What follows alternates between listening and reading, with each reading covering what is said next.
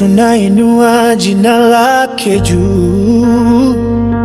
King of Kings, Bereka Worship Center. Kitabu ni cha Ayubu 42 kuanzia 1 soma mpaka 4 mpaka 5. Hakuna mtu. Ayubu 42. Ayubu 42 kuanzia penyewe. Yes. Biblia inasema, ndipo Ayubu akamjibu Bwana na kusema, najua ya kuwa waweza kufanya mambo yote, ya kuwa makusudi yako hayawezi kuzuilika. Ni nani huyu afichaye mashauri bila maarifa? Kwa maana nimesema maneno nisiyo yafahamu, mambo ya ajabu ya kunishinda mimi nisiyo yajua. Sikiliza na kusihi, nami nitanena, nitakuuliza neno, nawe niambie. Nilikuwa nimesikia habari zako kwa kusikia kwa masikio, bali sasa jicho langu linakuona. Amen. Na mtu aseme amen. Amen. Geukia watu watatu waambie utaona kwa macho.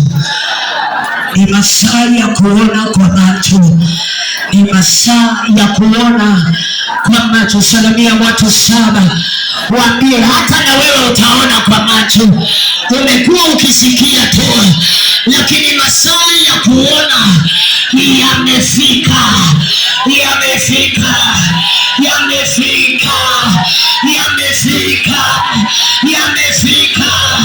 Nimekuwa nikisikia tu ya kwamba Bwana ametenda, lakini alikuwa hajanifikia. Leo naenda kuona na macho. Leo naenda kuona kwa jamii yangu, na moto waseme amen. Jamaa aitwaye Ayubu, mtumishi wa Mungu, mpakwa mafuta wa Mungu, akapitia hali ambayo marafiki walimtoroka, jamii zake walimtoroka, mke wake akamkana. Andiko yanasema kwa Ayubu 19, Ayubu akalia kusema, hata watumishi wa nyumba yangu niliowaajiri mimi wameniona kama mgeni, nikiwaita hawaitiki. Ni kwa sababu ya hali ninayopitia. Lakini hiyo haikumfanya Ayubu amkane Bwana Mungu wake. Hiyo haikumfanya Ayubu ashushike moyo. Hiyo haikumfanya Ayubu akose kwenda kanisani kufanya ibada. Hiyo haikumzuia Ayubu kuendelea na kumtumikia Bwana. Yeye alizidi na kumpenda Bwana Mungu wake, maana alijua mbingu inahusika.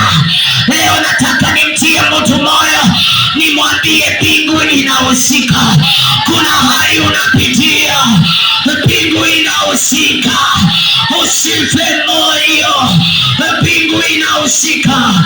Hakuna maisha ya mtumishi wa Mungu ambayo mbingu haihusiki. Naweza kuwa napitia majaribu, haimaanishi nimetenda dhambi, lakini mbingu imehusika. Maana hata shetani alienda kuomba ruhusa ndiye amjaribu Ayubu. Kumbe wewe sio mtu tu hivi hivi, vitu vyako mbingu inahusika. Hiyo biashara mbingu inahusika. Hiyo ndoa yako mbingu inahusika. Apea mwenzako high five, mwambie mbingu inahusika. Usinichukue vile unanidania, maana mbingu inahusika. Na Mungu hahusika kwa hali ya mtu ambaye yuko kwenye ibada hii. Amepitia mambo mengi tangia azaliwe, ameona vitu vingi. Leo mbingu na ihusike. Lazima hiyo hali itafika mwisho. Roho wa Bwana akawa ananiambia ya kwamba hakuna shida ambayo haina expiry date. Kila shida ndani ya maisha yako, ambia mwenzako itaisha tu. Hata kama itakaa sana kwangu,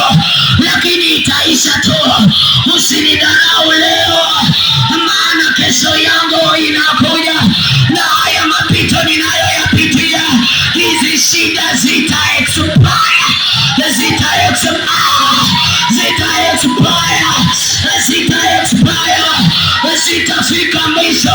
Leo watu watatu high five, waambie nitamalizana na hii nitamalizana nayo.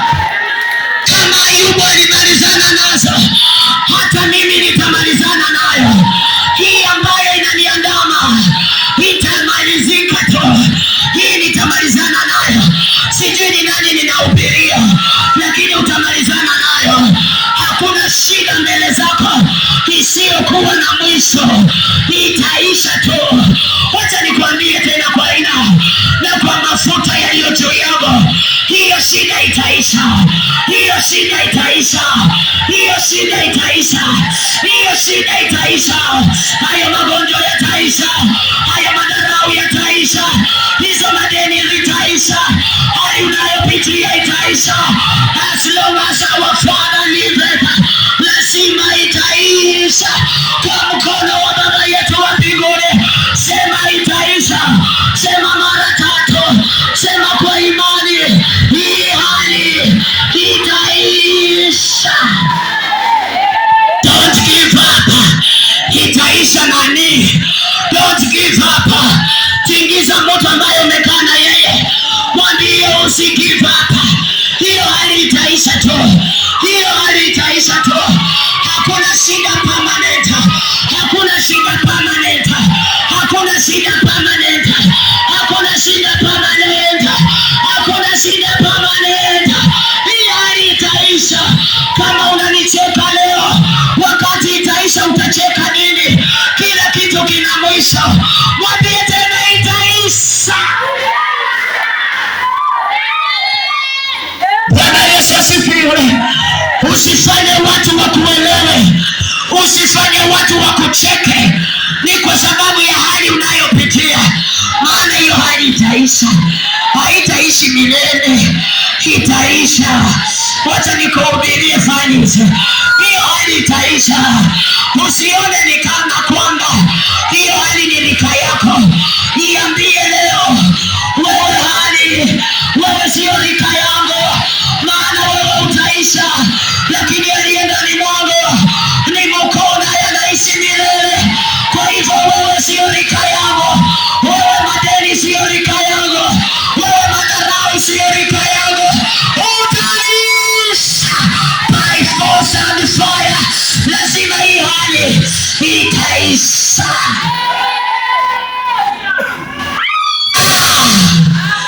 Kama wewe hujawahi pitia shida, haujawahi pitia majaribu, unaweza nyamaza na upigia tu watu wawili in the service na kuambia itaisha. Imekuja mbele zako, lakini itaisha. Uliza Ayubu akwambie hiyo hali iliisha. Madharau ya mke wake ilikuja ikaisha. Madharau ya marafiki ilikuja ikaisha. Madharau ya watu waliomzunguka ilikuja ikaisha. Hata na wewe itaisha. Hata na wewe itaisha. Hata na wewe itaisha. Hata na wewe itaisha. Wacha nisimame mahali hapa na nitangaze hii ya kwamba leo ndiyo expiry date ya shida unayopitia. Wacha nisimame kwenye madhabahu na niandike kwenye anga lako, leo ndiyo expiry date ya hali hiyo unayoipitia. Wacha nisimame tena na nichore kwa anga lako, na nichore kwa kazi yako, na nichore kwa huduma wako, na nichore kwa watoto wako. Leo ndiyo expiry date. Inaenda kukuacha, inaenda kukuacha. Hiyo hali ina expire. Na mtu apige nduru na aseme amen. Kama ya Ayubu ili expire, soma kitabu cha Ayubu tokea 1. Mungu anakuja kuonekana kwa verse 38. Lakini kuanzia 1 ni mke, marafiki wakijibishana na Ayubu. Mungu anatokea verse 30. Tuliza mwenzako umepitia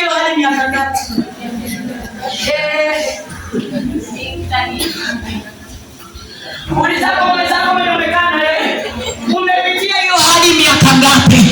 Huyu ni Ayubu, anatembea chapter 1, Mungu amenyamaza. Anatembea chapter 2, marafiki wanamwanza. Anaingia chapter 3, wanajibishana tu na marafiki mpaka 38. Mungu mwenyewe akasimama akamjibu Ayubu, akamwambia masaa yako yamefika mwanao. Leo ndio siku ambayo shida zako zina expire, zinakosa maana. Waliokusema kwa hiyo shida watakosa topic. Tena watu watatu high five, waambie ikuache na isirudi tena.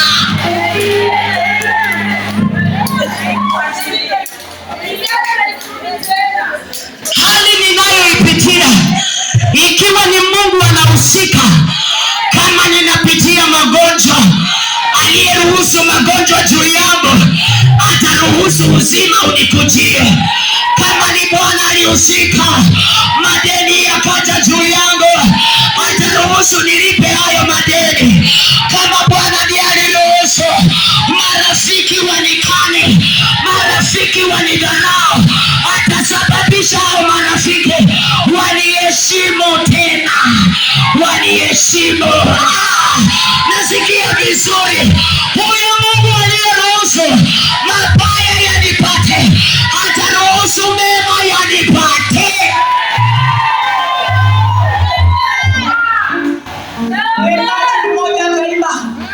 Akasema, kama uliruhusu mabaya yaje kwangu, ndivyo uruhusu na mema yanifuate. Wewe kama uliruhusu magonjwa yaje kwangu, ndivyo uruhusu uzima.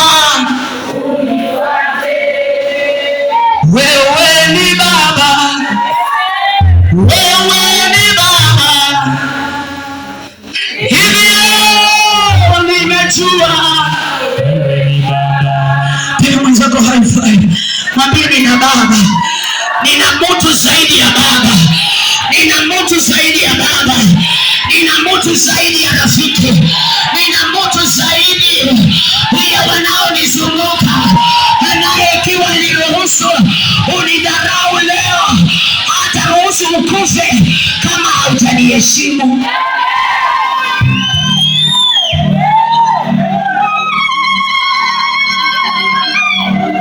Mtu anipati.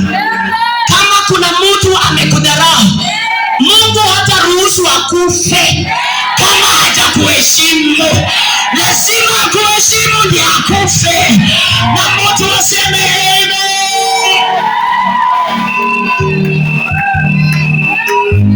Hawa ni marafiki wa Ayubu waliokuwa wanampa maneno. Ukisoma mahali 17 pale, Ayubu akalia akasema, na maneno yenu yananivunja moyo kwa vipande. Hawa ni marafiki, lakini wanavunja Ayubu moyo, wanamkejeli. Akajawa na kejeli za marafiki, lakini mwisho wa story Bwana aliwasurutisha watafute ng'ombe 5 na warudi kwa Ayubu. Nakwambia watarudi na heshima. Huyo shemeji yako aliyekudharau anaenda kurudi na heshima. Huyo jirani aliyekudharau anaenda kurudi na heshima. Huyo mshirika aliyekudharau anaenda kurudi na heshima. Huyo mama Mungu aliyekudharau sema anarudi kwa heshima. Kwa sababu mbingu inahusika na kila kitu changu. Mbingu inahusika, ikilala inahusika, ikitembea inahusika, vile na upili mbingu inahusika. Mbingu inafunguka nayo inahusika, inaniempower. Inasema mwanangu preacher, because I am involved even in your prayer.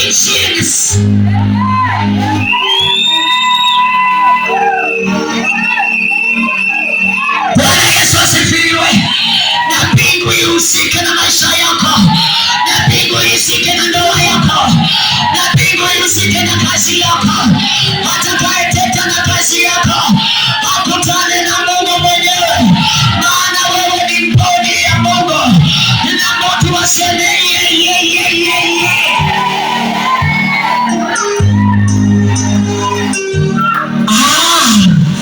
Bwana Yesu asifiwe.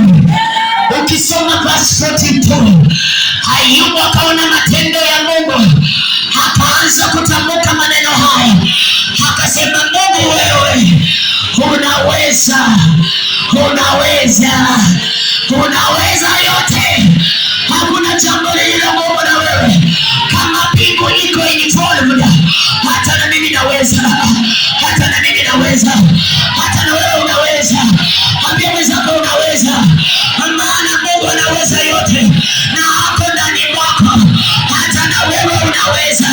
Wacha niambie watu wawili kwenye ibada hii walisema hauwezi. Leo kama mama yako wa kiroho, ninafuta hayo maneno kwa anga lako, nasema unaweza, hata na wewe unaweza, hata na wewe unaweza. Walisema hautazaa, sema nitazaa.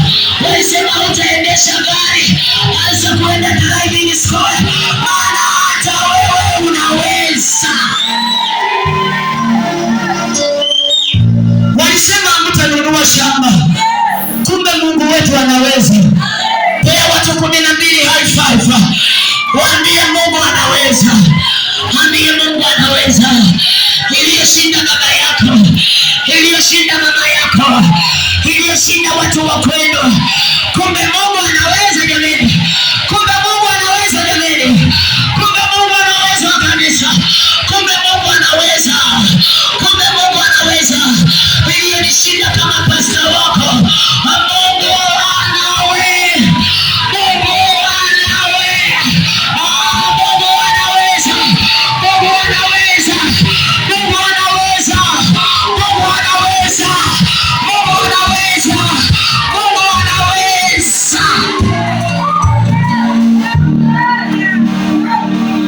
Na akasema makusudio yako hayawezi zuilika. Makusudio ya Mungu haiwezi zuilika. Alichopanga juu yako Naomi haiwezi zuilika. Hata nizuie kama pasta wako, haiwezi zuilika. Kitu ambacho Mungu alikupangia haiwezi zuilika. Hata mume wako asimame mbele, haiwezi zuilika. Hata watoto wenu wasimame mbele, haiwezi zuilika. Hata wakuchukie, haiwezi zuilika. Hata wakudharau, haiwezi zuilika. Hata wakuone wewe si kitu, haiwezi zuilika. Kila ambacho Mungu amekupangia hakiwezi zuilika. Kitu ambacho Bwana ametupangia hakiwezi zuilika. Hata waipeleke wapi, hata wapeleke Mwanakoti, hata wakushitaki wapi, makusudio ya Mungu hayawezi zuilika. Uwe na pesa usiwe na pesa, hayawezi zuilika. Kila ambacho Bwana amekutendea, aanze kukitenda, aanze kukitenda, aanze kukitenda, aanze kukitenda, na mtu aseme amen. Akitazuilika, akitazuilika. Kila mtoto ukuja na purpose. Na hata kama sasa hivi niko na 50 years, nilikuwako na one day. Na wakati nilizaliwa, Mungu alinileta na makusudio. Na hiyo makusudio bado nimebeba. Sikuachia mtu. Na wewe hujaiachia mtu. Hayo makusudio bado yako ndani mwako. Makusudio ya Mungu ndani mwako. Tokea day 1 ulivyozaliwa mpaka leo, hayo makusudio bado yako ndani mwako. Mtu wajiangalie yako jameni, na waambie wenzako nimebeba makusudio ya Baba.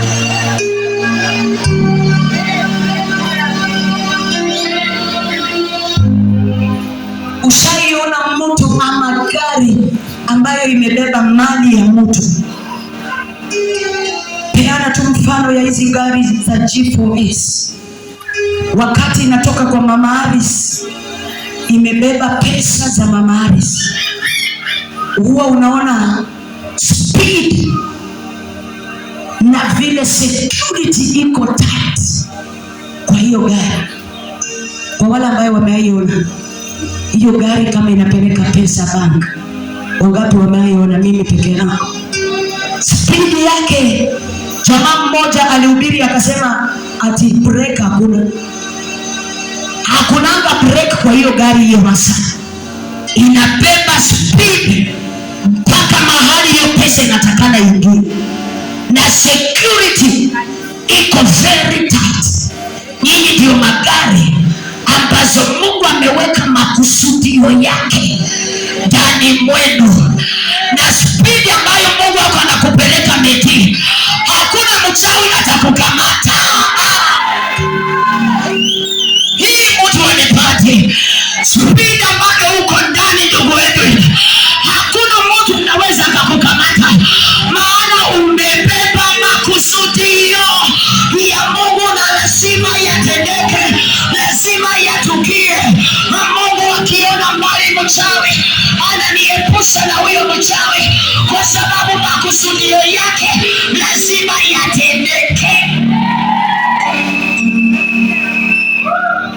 Ndio sababu unahesabu kwa familia yenu watu wangapi wamekufa, wewe unaishi. Ilikuwa najiuliza, hao watoto wa utumishi, watoto wadogo, mbona sisemi ilikuwa sawa, lakini mbona mauti iwapate? Na watu wenye hatusomi tuko huku nje. Mzazi huyu angependa aone matunda ya huyu mtoto, angependa aone profesa, angependa aone, lakini mama koi, tuko tu hapa nje, sisi tunatembea free, hatujakufa bado, tuna uhai, kwa sababu kuna makusudio bado ambayo Mungu anataka yatendeke kupitia wewe.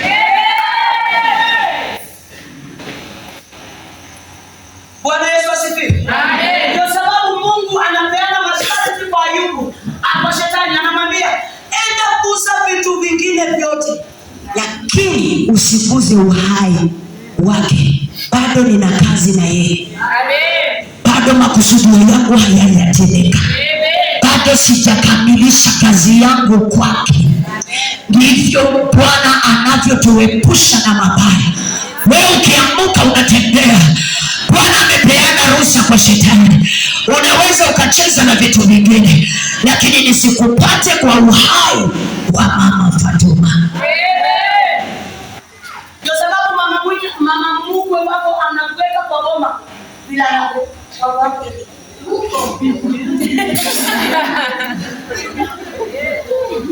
Lakini hautawahi kufa. Amen. Tena asubuhi anakuona unatokea kwa mwanongezi. Amen. Tena unatembea. Maana makusudio ya Bwana kunileta kwenye ndoa hii bado sijakamilisha. Sasa wewe hata ukasirika, lazima tu hiyo makusudio itendeke.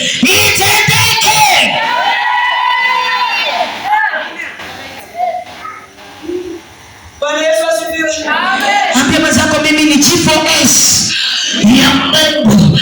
Nimebeba rasilimali ya mbinguni.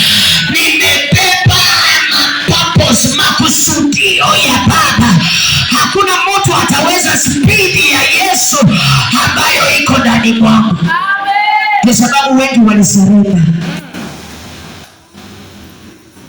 Kwa mfano baba yetu wa kiroho, mpaka sumu alikula, lakini leo bado alimoi. Makusudio bado, na hakuna mtu atayazuia, hakuna mtu atayaua. Ukijua hiyo, hautawahi kuwa na wasiwasi. Wanaroga nje, wewe unagorota ndani ya nyumba. As long as you understand your God and you understand yourself, hautawahi kuwa na wasiwasi. Amen. Bwana Yesu asifiwe. Amen. Juzi Mary alikuwa ni mahali wakaniambia kuna jamaa fulani walifanya hivyo ile wakati ndio wakaniibia. Wao wanakuja tu wanamwaga dawa kwanza, ndio wakuje waibe. Sasa Saria akapata Mary. Mimi nilikuwa nimeenda kwaya, tumeenda kuimba. Wewe kuye kanzo ya. Wakapata Mary na akaingia tu anataka kuingia kwa nyumba straight. Mary akamwambia stop. Acha wewe. Ati natafuta nyumba na nataka nikusalamie. Hizo ndio madawa wanapaka. Wakisha kusalamia kwa mkono na wewe unapungukiwa na akili. Unakaa kwa kiti. Anakula lunch yako, anakula supper yako, anakunywa chai kwa thermos na anakuibia na anakuambia kwa heri. Watu wanasema baya.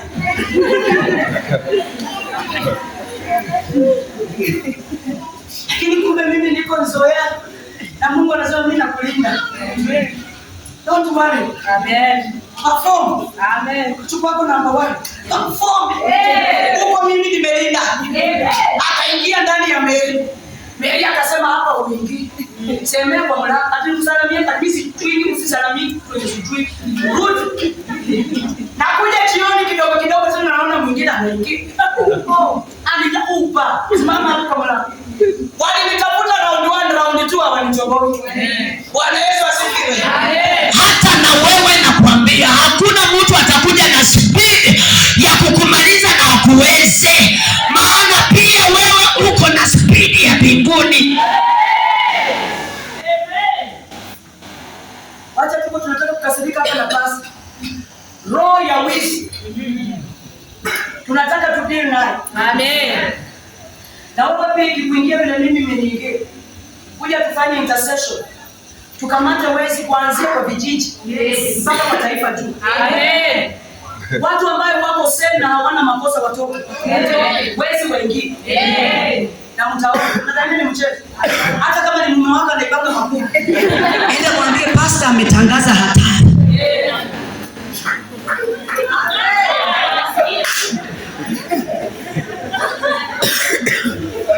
Unajua kuna wengine wanafurahia tu. Wanakuletea wameiba pikipiki ya mtu. Wanakuletea wewe unaanza biashara. Unafurahi na unajua mume wako ni mwizi. Wametufundisha asubuhi ukicompromise na sin na dhambi pia wewe umetenda dhambi. Ukiishi na mwizi na unajua ni mwizi na umtambui pia wewe ni mwizi. Sasa tunataka tuanze maombi ya kuwakamata. Wewe na bwana yako, sijasema wewe. Wewe ambaye unakula vitu vya wizi. Kuku ulikaranga jana si yako. Baba alifanya tu 1 2 3 na akashika akaleta nyumbani. Enda mwambie kimbia kanisani utubu maana huko kumewaka. Wizi kuanzia kwa vijiji mpaka sasa wameanza wanaiba watoto. Hatujui hao watoto wanapelekwa wapi. Tujui ni sacrifice ama hatujui wanauza. Hiyo ni wizi. Sasa hiyo ni advanced. Lakini tunataka tuanze na wakuku mpaka juu. Mpaka wizi ya kura.